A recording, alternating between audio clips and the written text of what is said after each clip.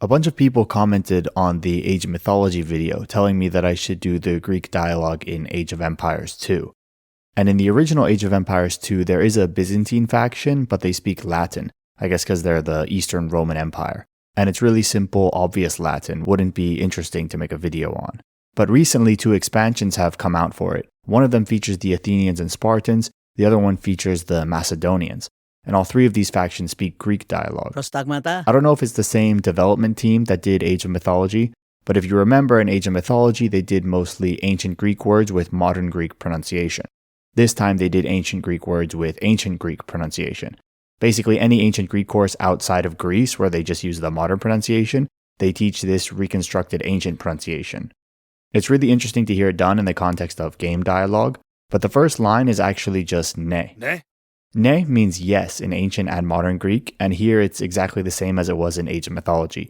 It's modern Greek pronunciation because the AI diphthong is pronounced as e and not as I. Ne? But I think it's the only word in the game where they use modern Greek pronunciation over the ancient. For example, the next word is chaire. Chaire. Here, the AI is no longer pronounced e, it's I. Chaire just means hello. It's actually from the verb chairo, which means to be pleased, but this is used commonly as a greeting, so the best translation is just hello. You hear it a lot in modern Greek too, but in the plural form and with different pronunciation. Instead of chaire, it's hierete. And one of the voice actors also says kahaire. Kaire. And that's one of the features sometimes taught for the ancient pronunciation, is that the ch was a kh. Kaire. Next is hetoimos. And if you remember from Age of Mythology, it just means ready. The modern Greek pronunciation is etimos. Here we finally have a consistent ancient pronunciation. Hetoimos. This apostrophe at the beginning is the H sound, so he, and then the OI diphthong is just oi, so hetoimos. The one problem with what they did is that when they had the woman do the feminine version, she says hetoime. Hetoime. But because the final syllable is this ita, which is considered a long vowel, it pulls the accent onto the second syllable, so instead of hetoime, it should be hetoime. The accent doesn't move in modern Greek, but in ancient it should, so that's a mistake. Next is prostagmata. Prostagmata. Prostagmata is just the plural of prostagma from Age of Mythology. Prostagma means command, so prostagmata is commands. Prostagmata. Next is tiestin. T means what, and the estin is just the third person singular of the verb to be, meaning it is. So together the question tiestin means what is it? Tiestin. Although I should have written the Greek question marks here. The Greek question mark is the semicolon. Tiestin. Next is a weird one. It's ti thelis. Titheles. Ti again means what, and thelis is you want, so it's what do you want. But the way they did it is very weird, because there's an ancient and a modern form of this word. The ancient form has an extra e at the beginning, an extra epsilon. It's ethelis. The modern form is just thelis. It starts with that th sound. Titheles. It sounds like they're doing the modern one. So it's the modern form of the word, but they're not using the modern pronunciation. The modern pronunciation is thelis, and what they're saying is more like theles. Titheles. So there are 2 differences. The first is that final syllable, instead of being e, is a. The second is that they change the accent. In modern Greek, the first syllable is stressed and the second is not. Thelis. But here I think they're trying to just pronounce vowel quantity, because in ancient Greek there was no stress accent, but longer vowel sounds would last longer. So the a, the second syllable, would last longer than the e. So instead of thelis, it's theles. Titheles. And all this is fine, but it was ancient Greek and they're using the modern Greek form of the word, which is a bit strange. Next is baino. It just means I go or I step. Baino. In modern Greek we have the same word veno, but in ancient Greek they pronounce it with a hard B and the I sound, baino. In English from this word we have like base or basis. Actually in modern Greek, in addition to having veno, we have an even more common word from this. It's beno. And this is how they actually try to preserve that hard B sound from ancient Greek. Because that's how you make the hard B sound in modern Greek, not with the letter that looks like a B, the vita. It's with a combination of the letters that sound like M and P.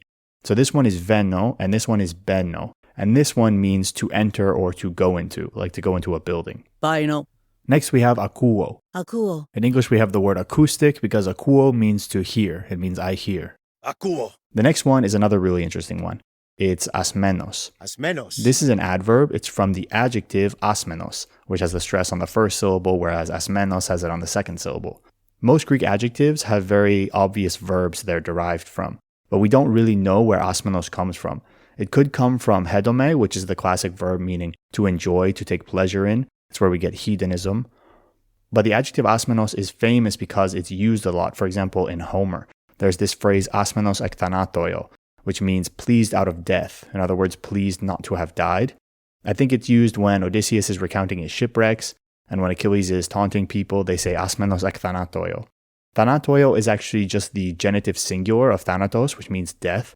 In modern Greek, we would say thanatou, but thanatoio is the epic form, so that's what you find in Homer. But anyway, the adjective asmenos just means pleased, so the adverb asmenos would translate to like with pleasure. Asmenos. Next is poieso. Poieso. Poieso just means I will do. It's the future of poieo, which means like to make or do. It's where we get the English word poetry, actually. Next is erchomai. Erchomai. Erchomai just means to come, I am coming. We have the same word in modern Greek, erchomai. Really simple. Next is ne ton dia. Ne ton dia. This is a phrase that means yes by Zeus. Dia is Zeus. Zeus in the nominative is Zeus, but this is accusative because you're swearing by someone. And when you're swearing by someone or something, it takes accusative case. And in the accusative, Zeus transforms completely to dia. So ne ton dia is yes by Zeus. It's common in ancient literature. Next is oikodomeo. Oikodomeo. This is a combination of two words. Oikos means house, and demo is to build. Oikodomeo literally means I'm building a house, but I think in the game it's used for building all kinds of things. Next is hulotomeo. Hulotomeo.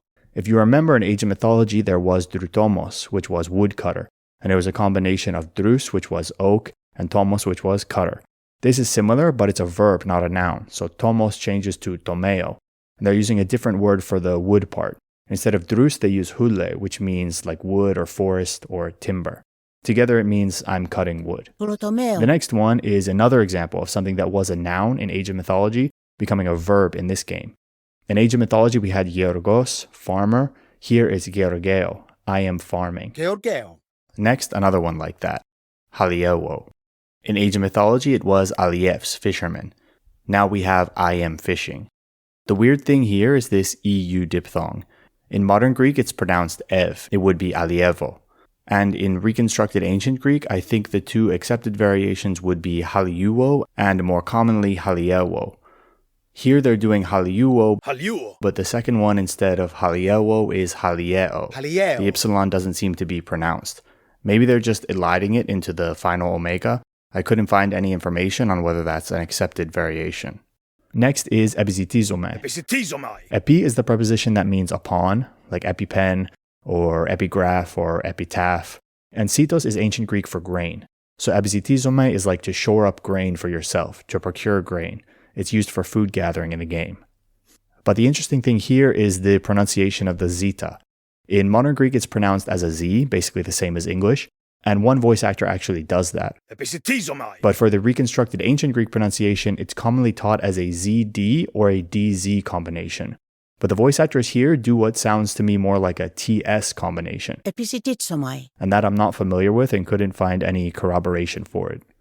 Next, another interesting one, thero. Thero. In ancient mythology, we had thireftis, which means hunter. The verb from that is thero, I hunt. But I think one voice actor is trying to do the vowel quantity thing again, where they don't pronounce a stress, but they keep equal quantity on both syllables because they're both long in this case. And the Spartans in the game actually say tharo. Tharo. And this is really cool. I think it's because we know that in Doric Greek, which was the Spartan dialect, in many cases the eta became a long alpha. So I think they're doing it intentionally. Next is metaleo. Metaleo. In ancient mythology, metalefs was minor. Now you have metalevo, which is I mine. The difference in pronunciation again is this EU diphthong.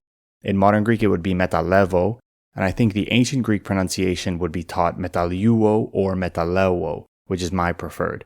But here they're saying metaliuo Metaleuo. and metaleo. Metaleo. Then we get to a word which has all the weird pronunciation options for both the EU and for the Z together in the same word.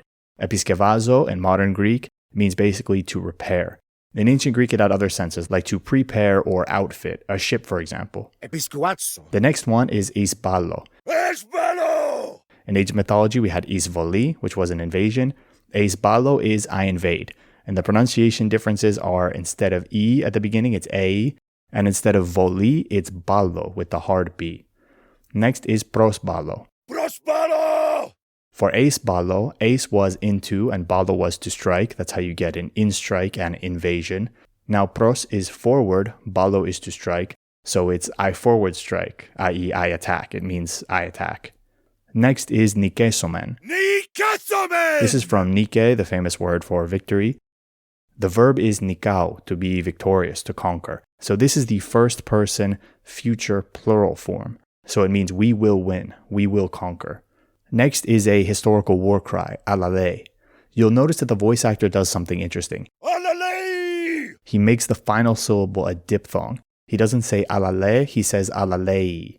I think that's just his instinct. I don't think you could say that's a literal pronunciation. And one of the interesting things here is that this is one of the instances where we know in Doric Greek, the eta would have become the long alpha, so it would have been alala. But they don't make that transformation for the Spartans in the game, even though it's an example where it's actually attested. Next is ite andres. Ite Andres! Ite is just the imperative for go, plural, and andres is men, plural, so it means go men. There's also ite Atheneoi, go Athenians, Ite Atheneoi! ite Lacedaemonioi, go Lacedaemonians, Ite Lacedaemonioi! and ite Macedones, go Macedonians. Ite Magadones! For the Lacedaemonians, that's the Spartan faction, just to be clear. Lacedaemon is the name of the whole city-state. Sparta was the specific settlement that controlled it. A lot of people get those confused because they're often used interchangeably. But in ancient literature, most of the instances where we translate it as Spartans is actually written as Lacedaemonians.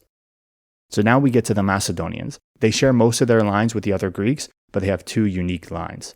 The first one is ne koranos. Ne koranos. I had to search for this. You can find this word koranos only in the lexicon of Hesychios of Alexandria, which is basically a dictionary of rare Greek words, and it's one of our main sources for words particular to the Macedonian dialect. And this is a great example. As you can see, it's defined as Basileus Macedonias, the king of Macedonia. That's what it means. And I believe it's a hapax legomenon, meaning it's a word of which we have only one instance in all of ancient literature. And I think it's this dictionary entry. I'm guessing it's related to koiranos, which is another Greek word for ruler, which also could be related through Indo-European roots to corona, for example. In Latin, it means wreath or crown. But one thing I want to mention here is that because ne koranos, yes, king, is direct address, it should be in the vocative case, ne korane.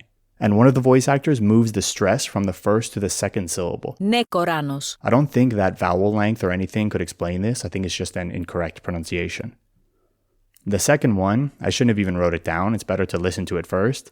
And I was struggling with this. Kangarmon! I couldn't even tell phonetically what it said. The only attempt at interpreting it I could find on the internet said it was kanharamu, which would be like a version of my pleasure.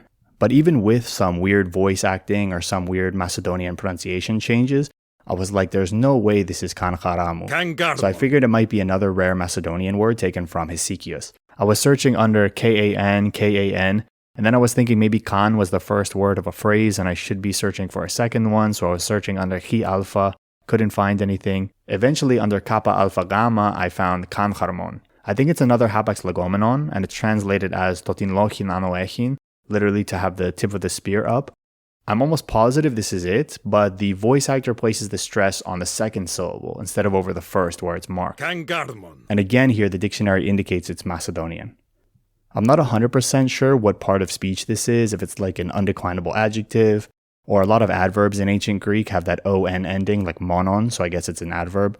But yeah, very cool that they pulled this for the game. Those were the only unique Macedonian dialogue lines, but there are a couple of weird pronunciations they do with the words they share with the Athenians and the Spartans that I just wanted to go over. The first is that on several words they do alternate pronunciations of the smooth breathing, like hetoimos and hulotomeo. They change this clear H into almost like a fricative. Hetoimos. I could not find any historical basis for this whatsoever. I think that's just some license taken by them to kind of distinguish the Macedonian lines from the lines of the other Greeks. Another one you can hear is, remember this word thero, pronounced thero by the Athenians, and for the Spartans the eta turns into an alpha and it's tharo. For the Macedonians, it's pronounced daro. Daro. They keep the alpha from Doric, and this seems to be correct because we do have evidence that the Macedonians shared this feature with Doric. But we also have a hard D sound at the beginning. Instead of tharo, it's daro. And that also seems to have some historical basis. I don't want to get too deep into the weeds of phonology, but scholars think that some of the modern fricatives could have been voiced stop sounds. In other words, the f, th, h could have been pronounced as b, d, g. So I'm guessing that's why they did this. Daro. In fact, you can also hear this with kanharmon. He pronounces it like kangarmon. I think for this reason. Kangarmon. Overall, it's great. The ancient pronunciations create a lot of chaos, but really cool, especially including those rare Macedonian words.